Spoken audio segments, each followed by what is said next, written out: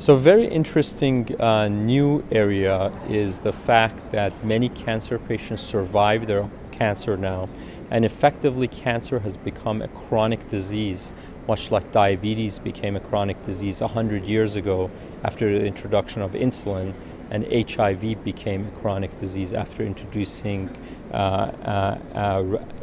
anti-AIDS medications.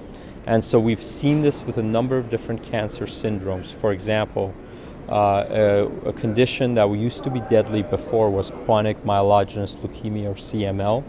But with the advent of tyrosine kinase inhibitors has resulted in these patients effectively having chronic disease. They live with their cancer, they don't have, but they have to be on chronic therapy. Several of these therapies are associated with various complications that are very novel. For example, dasatinib, which is a very effective drug in this class, can cause pulmonary hypertension in a small percentage of the patients. And ponatinib and nilotinib cause peripheral vascular disease, specifically peripheral arterial disease. With nilotinib, we think this is due to atherosclerosis. Now, what does that mean for our patients? Previously, cancer treatment, let's say for CML, used to be merely a treatment for where you think about what cancer drugs to give the patients.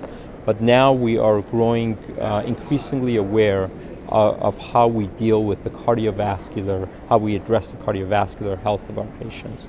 For example, a patient who may go on nilotinib, which may develop atherosclerosis over time, we need to be especially cognizant of their cardiac risk factors, of assessing these and treating them aggressively when they start treatment.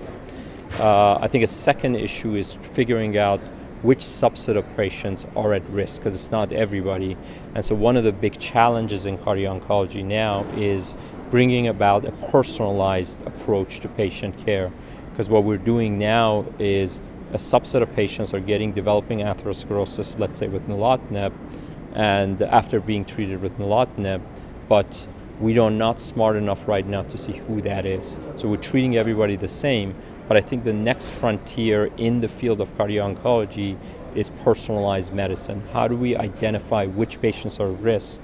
Because not everybody is born with the same risk factors when they're on these treatments.